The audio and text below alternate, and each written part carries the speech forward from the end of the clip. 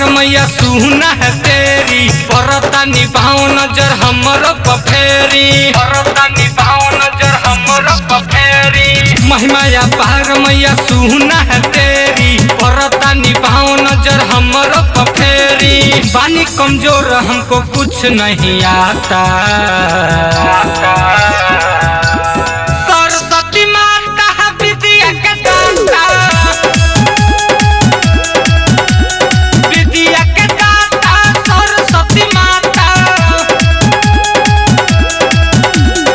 जितने भी भक्तगण मां सरस्वती के दरबार में आए हुए हैं, कृपया प्रसाद खाकर ही घर जाए।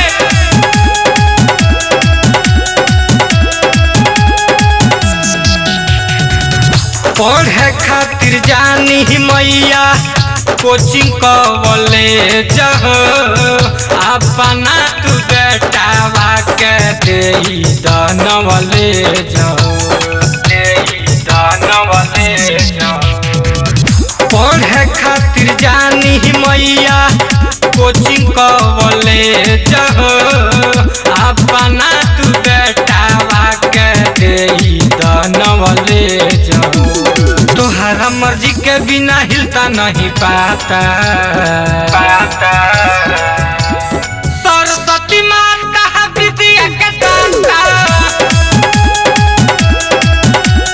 विद्या के दाता सरस्वती माता।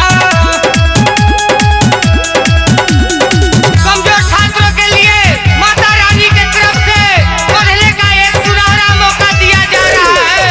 आप दिलो जान लगाकर पढ़ाई करें, जरूर सफल होंगे। जय मां सरस्वती।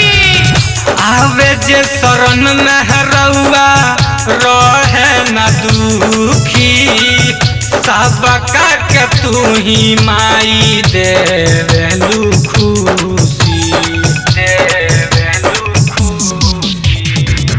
आवे जे शरण में रउआ रहे न दुखी, सबका के तू ही माई देवेलु खुशी। मुकेश मुश्किल माही पूजा के जाता,